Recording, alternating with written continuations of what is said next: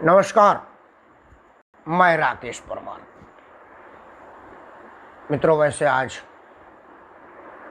जैसे ही माननीय प्रधानमंत्री के कार्यालय से ये ट्वीट सार्वजनिक हुआ कि आज देश दुनिया में सर्वाधिक लोकप्रिय जननायक हमारे प्रधानमंत्री माननीय श्री नरेंद्र मोदी जी का 5 बजे संबोधन आएगा, सभी का कान खड़ा हो गया। क्योंकि जब भी माननीय प्रधानमंत्री जी संबोधित करते हैं तो लोगों में एक अजीब तरह की बेचैनी आ जाती है। अच्छी बात है कि उन्होंने आज 8 बजे नहीं कहा था। अगर वो ये कह देते कि आज 8 बजे संबोधन आया था, विश्वास करिए कई लोगों का तो हृदय गति रुक जाता। कोरोना काल में वैसे हार्ट में बड़ा प्रॉब्लम है, क्योंकि जितने हमारे देश में चोर बेईमान उचक्के जमाखोर हैं वो सबकी हालत ख़राब हो जाती है। प्रधानमंत्री इस बात को समझे कि भाई चोरों चौकों का तो हम बाद में इलाज कर लेंगे, कोई मरा जाए उससे बढ़िया है कि मैं पहले ही घोषित कर दूं कि 5 बजे आऊँगा। ऐसे आपको घबराने की ज़रूरत नहीं है। मैंने प्रधानमंत्री जी आज 5 बजे आए। 5 बजे आ करके जो उन्होंने आज संबोधित किया, मैं समझ रहा हूँ कि लेट किया। उनको पहले ही दिन आज वाला निर्णय ले लेना चाहिए था। लेकिन असल में क्या है कि माननीय प्रधानमंत्री जी हमारे साफ दिल के आदमी हैं। वो जैसा सोचते हैं वो सोचते हैं कि पूरी दुनिया उसी तरह से सोच रखती है।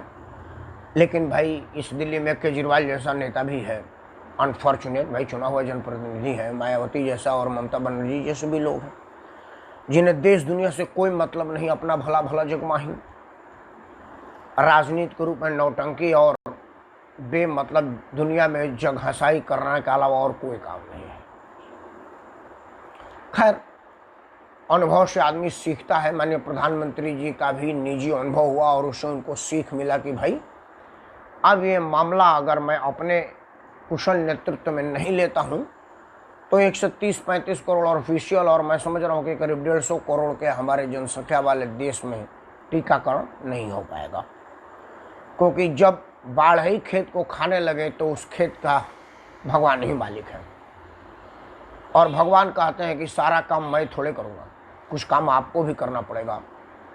और जो मानव में श्रेष्ठ है वही मैं हूँ। गीता में भगवान कृष्ण ने कहा है कि मानव में जो श्रेष्ठ है वो मैं हूँ, फलों में जो श्रेष्ठ है वो मैं हूँ, वायु में जो शुद्ध है वो मैं हूँ, इंसान में जो इसकी विशुद्ध सोच है वो मैं हूँ, हम में तुम में खड़क गम में घट घट व्यापत रहा, हर जगह मैं हूँ। देखो तो सही, अपने में से मैं हटा दो, मैं तुम में हूँ। भगवान यही कहते हैं कि अगर आप अपने में से मैं हटाइए तो मैं तुम में हूँ। लेकिन इंसान मैं हटा कहाँ लेता है, मैं के चक्कर में ही मैं बर्बाद करके मैं बगैर रहता है, लेकिन अंत तक मैं को नहीं छोड़ता। आप बहुत लोगों को सुनते होंगे कि मैंने ये किया, मैंने, हम तो लोग बोलते नहीं क्योंकि उन्हें लगता है कि हम ग्रामेटिकल मिस्टेक, हमें अकेला हूं तो हम क्यों बोले क्योंकि बहुवचन हो गया।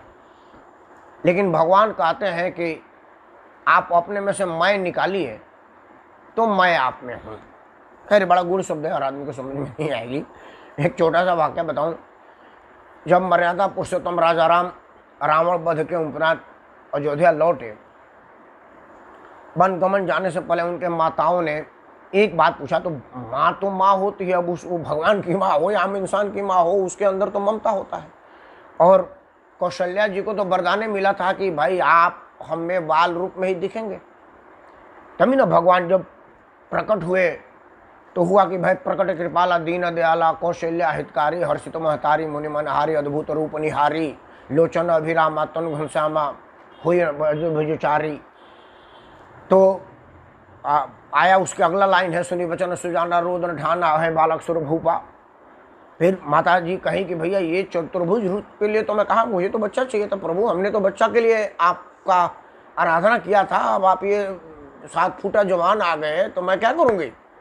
मेरा श्रद्धा तो वो बच्चे को लालन पालन करूँ, खिलाऊँ कुदाऊँ, नहलाऊँ धुलाऊँ, पुचकारूँ पीटूँ, अब प्यार करूँ, ये न करने का मन था। तब भगवान बाल रूप में आए और उसका अगला लाइन है कि सुनी बचन सुजाना रोदन ठाना होए बालक सुरभूपा अतुलित बलधारी हृदय नारी। ये तो खैर आगे है। वो जब बच्चे का रोदन शुरू हुआ तो माता का ध्यान टूटा, अब बच्चा वाली बात आई है। तो प्रभु तो सब में है, तो वही माँ ने पूछा अपने बेटे से कि क्या बेटा तुमने रावण का वध कर दिया? तो मर्यादा पुरुषोत्तम राम है, विनम्रता की प्रतिमूर्ति हैं, दुनिया को कहते हैं कि तुम अपने में से मैं हटाओ, तुम में हो, तो वो अपने में मैं कैसे रखते? उन्होंने बोला नहीं माते, मैंने रावण को नहीं मारा, रावण का वध मेरे से हो ही नहीं सकता। वो त्रिलोक विजयी था, ब्रह्मांड ज्ञाता था, चारों वेद पुराण और युद्ध नीति का निपुण खिलाड़ी था। ऐसी कौन सी नीति थी जो रावण को हमसे कम आती थी? वेद में, ज्ञान में, निपुणता में, पाठशालता में, युद्ध कला में, सामर्थ्य में, क्षमता में, हर चीज में रावण मुझसे आगे था। माँ, मुझ जैसा आदमी रावण को कैसे मार सकता था? महाप्रतापी, महाबलिदानी, ऋषि पुलस्त का नाती, वो उच्च कूट का कैसे मार सकता था? तो बोला तो किसने मारा बेटा? बोला मैंने रावण को नहीं मारा, रावण के मैंने रावण को मारा। बस एक लाइन में पूरी रामायण का निचोड़ ही माता जी को मर्यादा पुरुषोत्तम ने बता दिया कि रावण को मैंने नहीं मारा, रावण के मैंने रावण को मारा। तो यहाँ तो मैं के चक्कर में सभी हैं, अपने में से मैं हटाइए तो फिर हम में होगा। खैर, बात कोरोना पर आई थी। कोरोना पर भी मैं था, हम का हो ही नहीं रहा था। केजरीवाल कर रहा है कि मैं ऑक्सीजन दे दिया, ममता बनर्जी करेगी मैं दे दिया। नरेंद्र मोदी ने कहा कि साला एक मैं रावण में आया था तो पूरे राक्षस वंश का समाप्त हो गया, यहाँ तो कई राक्षसी लोग हैं और सब में मैं है, तो अब इनके मैं के चक्कर में भारत की जनता की बर्बादी तो की नहीं जा सकती। सहिष्णु हृदय, कोमल मन वाले हमारे माननीय प्रधानमंत्री जी ने कहा कि भाई इन सब का मैं अपने में समाहित कर लेता हूं और हमने किया, ये करते हैं। नरेंद्र मोदी जी ने उसको अपने कुशल नेतृत्व में लिया और अब भारत के समस्त वयस्क लोगों का कोरोना टीकाकरण अब मुफ्त में होगा, भारत सरकार के खर्चे पर होगा। लेकिन निजी अस्पतालों में आपको शुल्क चुकानी पड़ेगी। अब चूंकि हमारे भारत के राजनीतिक लोग तो अच्छे कामों में राजनीति करते, इसमें गुंजाइश बन गई कि निजी अस्पताल में पैसा क्यों? तो कम अकल इंसानों, मुद्दा विहीन राजनीतिक दलों, आपको मैं मार्गदर्शन देता हूं, हमको कंसल्टेंट रखो, तुमको मुद्दा दूंगा और राजनीति की पकड़ की दक्षता दूंगा। बेमतलब बोल करके अपना जगहसाई करा रहे हो, दुनिया तुम पर हंस रही है। भारत के राजनीतिकों के पास मुद्दा ही नहीं है, इसलिए उलझुल और बकवास की राजनीति करते हैं जैसी इल्जाम लगाते हैं, और ये सच भी है। तो उन्होंने कहा कि जी निजी अस्पतालों में पैसा क्यों? अगर मैं प्रधानमंत्री होता नरेंद्र मोदी की तरह तो मैं 3 निर्णय लेता। पहला तो मैं डे 1 कोरोना से लड़ने की सारी जिम्मेवारी अपने हाथ में लेता। राज्य सरकारों को उनके अनुपातानुसार सुविधाएं मुहैया कराता और ये नेशनल बिडिंग, इंटरनेशनल बिडिंग, ये सब का चक्कर ही छोड़ देता कि ये फलाना वाला इतने रुपए में ले रहा है, इतने रुपये। तो फिर क्या होता कि पंजाब की सरकार भारत सरकार से 400 रुपये में टीका लेकर के 1600 रुपये में लगवा रही थी और वहाँ बदनामी करा दी कि भारत सरकार से हम खरीद कर टीका लगा रहे हैं। ऐसी सब बदनामियों से मुक्ति हो जाता। अरविंद केजरीवाल मेरे को इतने टीका की जरूरत है वो मांगता है और अपने एनजीओ के माध्यम से टीका लगवा रहा है और वो उसकी कमाई हो रही है, और साथ में हमको बदनाम कर रहा है कि दिल्ली की जनता को टीका नहीं मिल रहा, हम टीका के बगैर लापरवाह हो रहे हैं, हम लोगों की जान कैसे बचाएं। और जो टीका सरकार दे रही है वो अपने राघव चड्ढा और दूसरे वो जो उसके अपने खास लोग उसके माध्यम से 1600, 1500, 2,000 में अपने एनजीओ के माध्यम से टीका लगवा रहा है। उससे कोई ये नहीं पूछने वाला कि भाई टीका जब निजी हाथों में खरीदने का अंतर्राष्ट्रीय कंपनियां तैयारी नहीं हो रही हैं, तो स्टेट गवर्नमेंट होकर के अप्लाई किया था तो कंपनियों ने कहा था कि नहीं हम तुमसे डील नहीं करेंगे, तो ये जो तुम्हारे चमचे बेच रहे हैं, टीका लगवा रहे हैं, वो कहाँ से आ रहा है? भारत सरकार का टीका जो दिल्ली के मिला वो तो अपने निजी खातों में कमा रहा है। तो ये सब चीज़ से बचाव हो जाता मुद्दा। और दूसरा मैं कहता कि स्लेब बना देता कि भाई देखिए 3 तरह का टीका है, सरकारी अस्पताल और सरकारी जमीनों को आंशिक रूप में मिले हुए अस्पतालों में टीका बिल्कुल मुफ्त है। लेकिन सरकारी अस्पताल में 3 तरह के टीकाकरण है। वैक्सीन एक ही है, वैक्सीन में कोई अलग अलग नहीं है। वैक्सीन जो कंपनी है, मान लो कोविशील्ड है या कोवैक्स है, जो भी हो, या स्पुतनिक है, या वो फाइजर वाला आने वाला है वो है, जो दवा, मतलब दवा कोई, मान लो मैं एक नाम रख रहा हूँ कोविशील्ड, कि कोविशील्ड ही दी जाएगी दिल्ली भर में,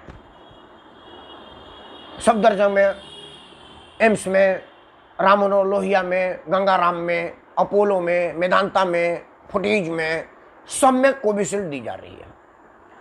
कोविशील्ड देने का मैं आदेश करता हूँ अपोलो को, फुटीज को, मेदांता को कि तुमने सब्सिडाइज रेट में हमारा ज़मीन लिया है, तेरे को मुफ्त में टीका लगाना ही पड़ेगा, लगा नहीं तो अभी बाजार भाव के दम से दाम दे, और नहीं तो अस्पताल हटवा, यहाँ तो पहले बनवा रहा हूँ मैं। सरकारी शक्ति इस्तेमाल होता, भाग करके अस्पताल और बनाता, क्योंकि उसको पता है वो 100 करोड़ की ज़मीन 1 रुपये में लिया है, इतनी बड़ी रिस्क नहीं लेगा। इसके बाद में तीसरा सेल भी लगाता कि एक तो है मुफ्त में टीका, और एक है 5,000 में टीका, और एक है 50,000 में टीका, और एक जगह 1 लाख रुपए में टीका लग रहा है। मतलब वो सफदरजंग में ये रेट बनवाता मैं। अपोलो में भी यही रेट होता कि एक है मुफ्त, एक है 5,000, एक है 50,000, एक है 1 लाख, टीका एक ही है। अब आप आइए, उससे होगा क्या मैं आपको बताऊं, मैं ये क्यों कह रहा हूं।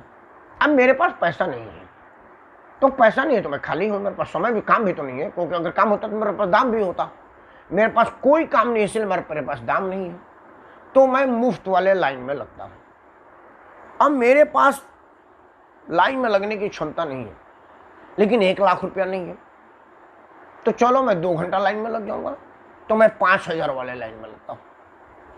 फिर मैं कहता कि यार मेरा तो 3 घंटा वेट किया, 3,000, तो मैं 5,000 से ज़्यादा का आदमी हूँ, तो मैं 50,000 वाले लाइन में लगता। स्वाभाविक है 50,000 वाले लाइन में 4-5 लोग होंगे, क्यों 50,000 कोई खर्चा करेगा अगर मुफ्त में है तो।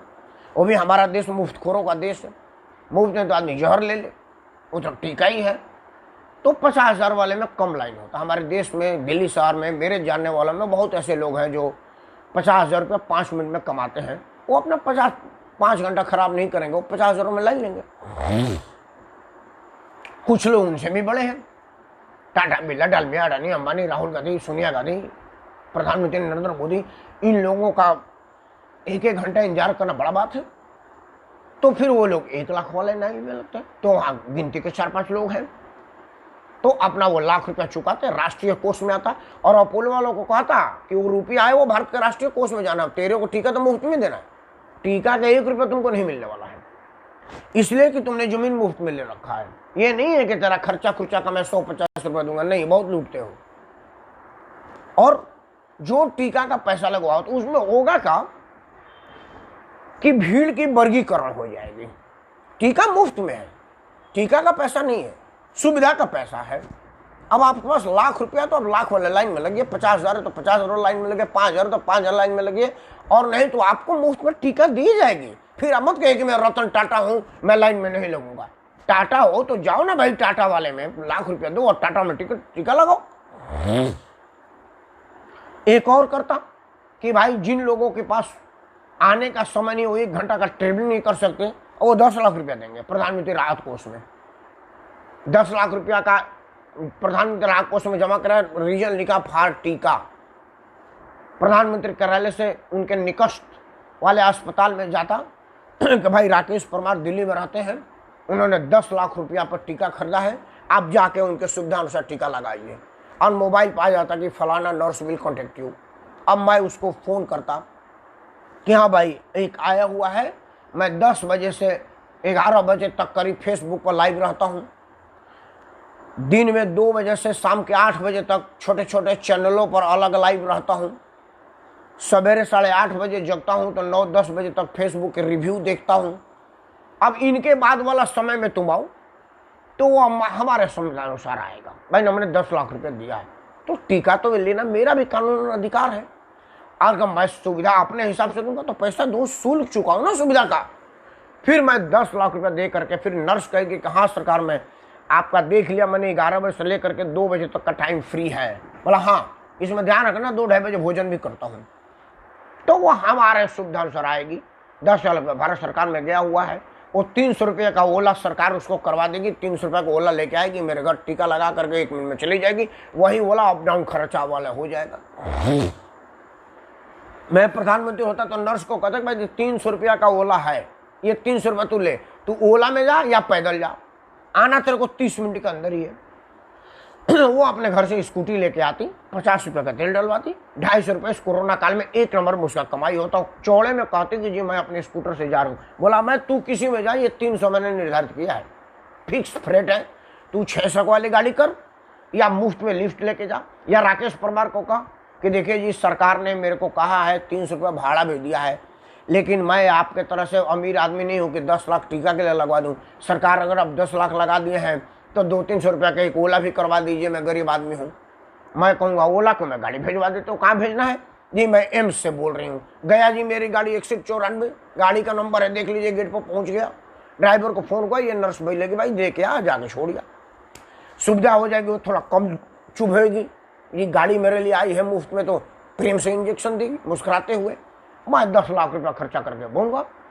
तो इस तरह की सुविधा का अगर आप मूल्यांकन करके पैसा लगाते तो ये भीड़ कम हो जाता, और बकवास करने वाले लोग बकवास नहीं कर पाते, क्योंकि सुविधा शुल्क है, टीका मुफ्त में है। मैं समझता हूं कि माननीय प्रधानमंत्री जी ने जो आज निर्णय लिया है, भारत के सभी वयस्क लोगों को 21 जून से मुफ्त टीकाकरण का, 21 जून योग दिवस भी, अंतर्राष्ट्रीय योग दिवस पर उन्होंने मुफ्त टीकाकरण का जो दिया है वो स्वीकार है और बधाई के पात्र हैं माननीय प्रधानमंत्री जी। हम सबकी शुभकामनाएं उनके साथ हैं कि वो इसी तरह से राष्ट्र का नाम और राष्ट्र हित का काम करते रहें। मित्रों, अब आते हैं माननीय प्रधानमंत्री जी की कुछ और घोषणाओं। देखिए, हमारे देश में तरह तरह के घोषणाएं होती हैं, लेकिन जमीनी स्तर पर इंप्लीमेंट नहीं होता। दूसरा क्या है कि हमारे देश में राजनीति के फायदे के लिए राष्ट्र हित, राष्ट्र स्वास्थ्य और राष्ट्रीय अस्मिता तक भी हमारे नेतागण दांव पर लगा देते हैं। मैं ये बहुत विनम्रता से आप सबों से क्षमा मांगते हुए इन शब्दों का इस्तेमाल कर रहा हूँ। आपके पास एग्जाम्पल के रूप में बताता हूँ, जगह का नाम लूंगा। सबसे ज्यादा टीका बर्बाद हुआ झारखंड में। झारखंड में भाजपा विरोध की सरकार है।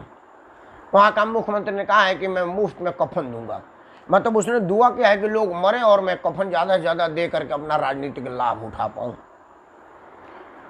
दिल्ली की सरकार ने कहा कि मैं मुफ्त में लकड़ी दूंगा, मतलब तुम और सालों तुम्हारे मरने से हमारा रेट बढ़ेगा। मैं कहूँगा कि 10 लाख लोगों को मैंने मुफ्त में लकड़ी दिया है, मतलब जीना का। एक भारत के प्रधानमंत्री है जो मरने वालों का कोई सुविधा नहीं, आदमी को मरने नहीं दूंगा इस बात का सुविधा देते हैं। बधाई के पात्र माननीय प्रधानमंत्री जी। मित्रों, राजस्थान में तो हद ही हो गया।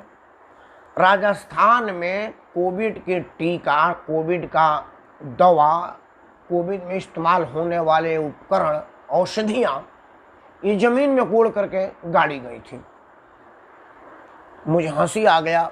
मैं एक छोटे से चैनल पर था तो उसने बोला कि एंकर ने पूछा कांग्रेस के प्रवक्ता से कि सर एक चीज़ बताइए, मतलब क्या जमीन में गाड़ने से टीका की गुणवत्ता बढ़ जाती है? तो राजस्थान की सरकार ने गड़वा दिया।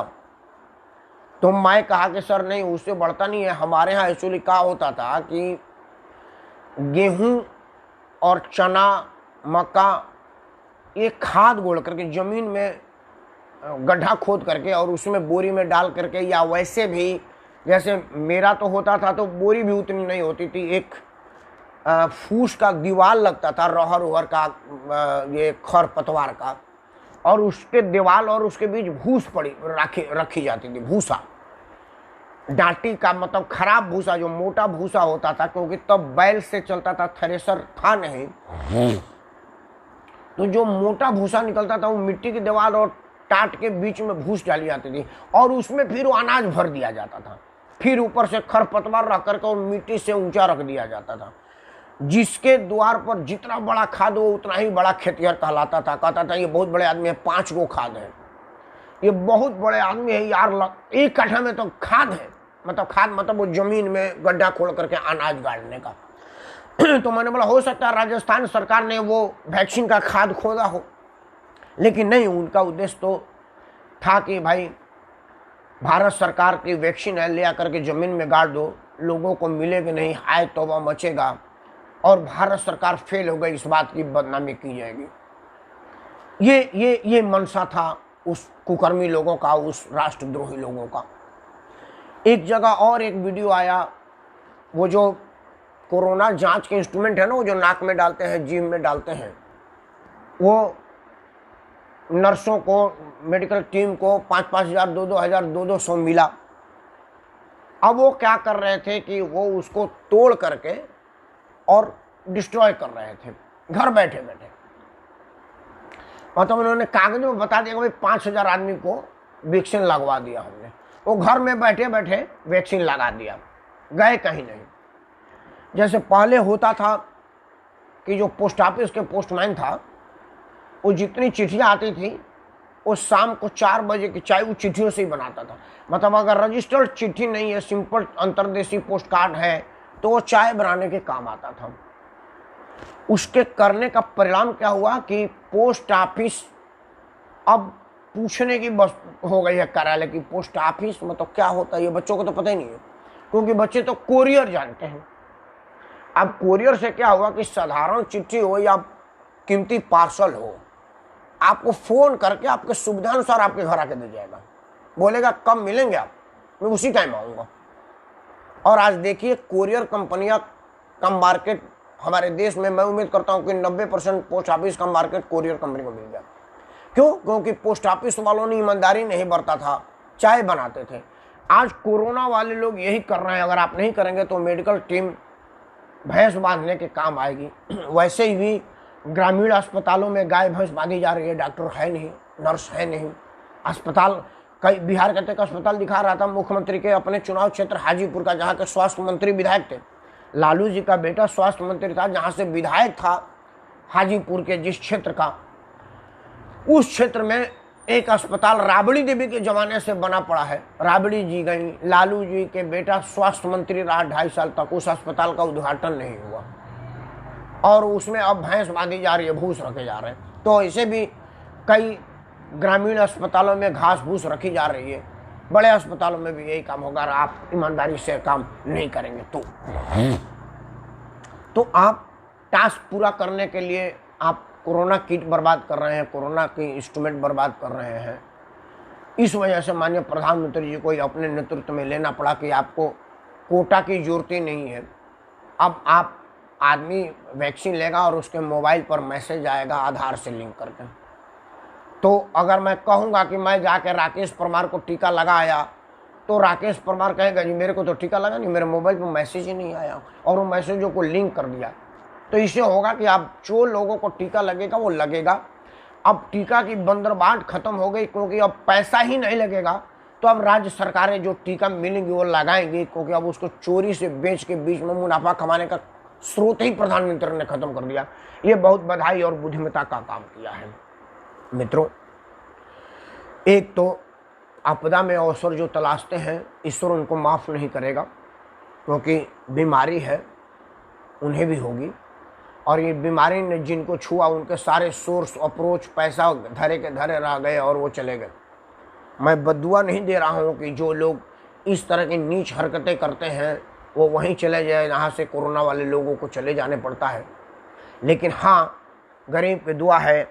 कहा जाता है कि भगवान के लाठी में आवाज़ नहीं होता, बट लगती बड़ी जोर की है, और भगवान की लाठी उन्हीं को लगती है जो भगवान के बंदों को शैतान की तरह से ट्रीट करते हैं, परेशान करते हैं और उनके दिल को दुखाते हैं। कुछ चंद सिक्कों के लिए गरीब के दिल को ना दुखाएं।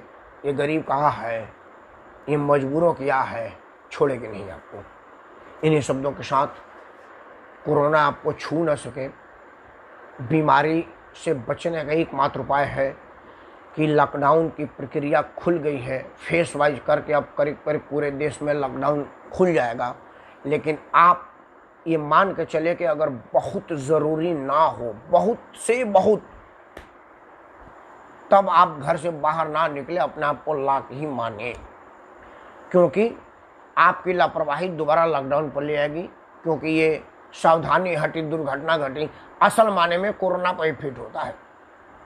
जैसे आपसे सावधानी हटी आप खुद संक्रमित होंगे और दूसरों को भी करेंगे।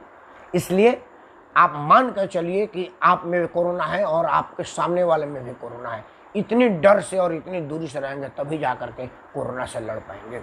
माननीय प्रधानमंत्री के आज 5 बजे के समीक्षित संबोधनों को मैं अक्षरशः 10 में 10 नंबर देता हूँ।